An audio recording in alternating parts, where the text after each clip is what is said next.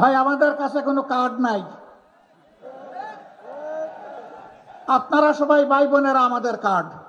ওরা জনগণের প্রতি 5 বছরে একবার দরদের হান্ডিতে জাল দেয় আর এটা উতলাইয়া উঠে। কেউ কেউ আবার বসন্তের কোকিল, বসন্তকাল আসলে আইসা বলে কুহু কুহু। মহান আল্লাহর উপর ভরসা করে বলতে চাই, বদলে দেওয়ার জন্য 5টি বছর যথেষ্ট হবে ইনশাআল্লাহ। উত্তরবঙ্গ গরিব নয়, গরিব করে রাখা হয়েছে, সেই বঞ্চনার সাক্ষী হতে এসেছে। সৎ মায়ের সন্তানের মতো উত্তরবঙ্গের সাথে আচরণ করা হয়েছে। উত্তরবঙ্গ আমাদের কলিজার অংশ। এই উত্তরবঙ্গ বাংলাদেশকে খাদ্য এবং পুষ্টি সরবরাহ করে, আর সেই উত্তরবঙ্গকে পিছিয়ে রাখা হয়েছে ইচ্ছা করে। আমি তার সাক্ষী হতে এসেছি। উত্তরবঙ্গ থেকে আগামীতে আমরা আর কোনো বেকারের মুখ দেখতে চাই না। আমরা সকলের হাতে মর্যাদার কাজ তুলে দিতে চাই। আমাদের প্রত্যেকটা যুবক যুবতী, প্রত্যেকটা নাগরিককে আমরা দেশ গড়ার কারিগর হিসাবে তৈরি করতে চাই।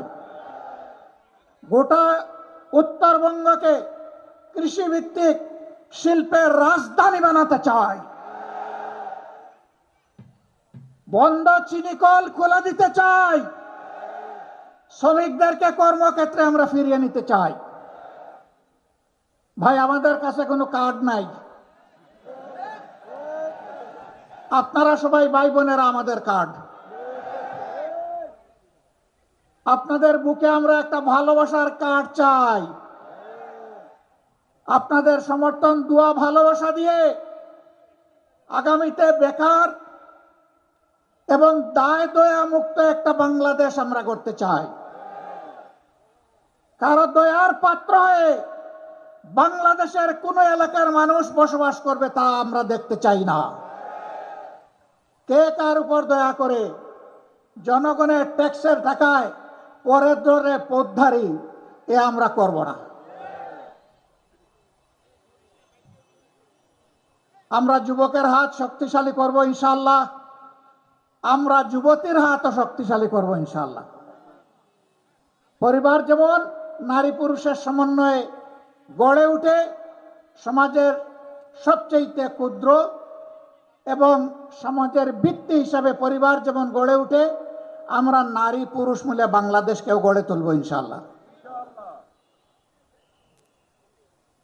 মানুষ আওয়াজ দেয় টেকনাফ থেকে তেতুলিয়া। ওই টেকনাফের উন্নয়ন জোয়ার আর আসতে পারে না তেতুলিয়া পর্যন্ত। আমরা এটা উল্টায় দেবো ইনশাআল্লাহ। বলবো তেতুলিয়া থেকে টেকনাফ। এতদিন টেকনাফ থেকে তেতুলিয়া হয়েছে, এখন ব্যালেন্স হওয়া দরকার। এখন হবে তেতুলিয়া থেকে টেকনাফ। আপনারা মন খারাপ করবেন না তো? আলহামদুলিল্লাহ। 4টা নদী, বিশাল নদী, আল্লাহর নিয়ামত। আল্লাহ তাআলা এই উত্তরবঙ্গকে দান করেছিলেন। তিস্তা, ধরলা, ব্রহ্মপুত্র এবং করতোয়া। আজকে আস্তে আস্তে উপর থেকে দেখলাম নদী নয়, মরুভূমি। মরে কঙ্কাল হয়ে আছে নদীগুলো। শরীরের ভিতরে যেমন রক্তের নালী, রক্তকে এক জায়গা থেকে আরেক জায়গায় পৌঁছায় দেয়, আর তাই আমরা বাঁচি। যদি ওই রক্তনালী বন্ধ হয়ে যায় তাহলে মানুষ মারা যায়। আজকে আমাদের আল্লাহর দান এই নিয়ামত, নদীগুলাকে খুন করা হয়েছে। এই দেশের কে কোনো মা বাবা ছিল না? তাহলে আমার নদী মরে গেল কেন?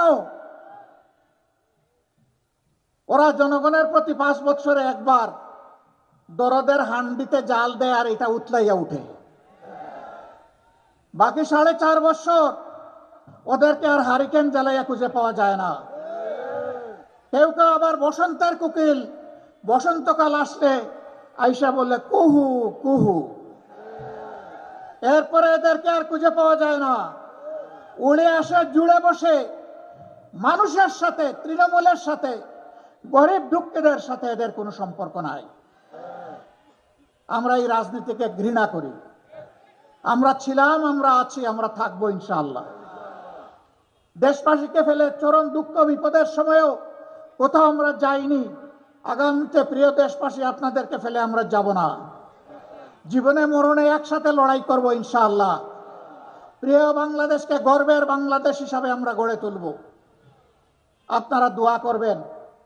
আল্লাহ যদি আপনাদের মূল্যবান ভোটে, ভালোবাসায়, সমর্থনে 10 দলের এই সমন্বয়কে আপনারা পার্লামেন্টে পাঠান, যাতে সরকার গঠন করতে পারে, আমরা কথা দিচ্ছি শুধু নদীর জীবন ফিরে আসবে না, মানুষেরও জীবন ইনশাআল্লাহ প্রাণচঞ্চল হয়ে ফিরে আসবে।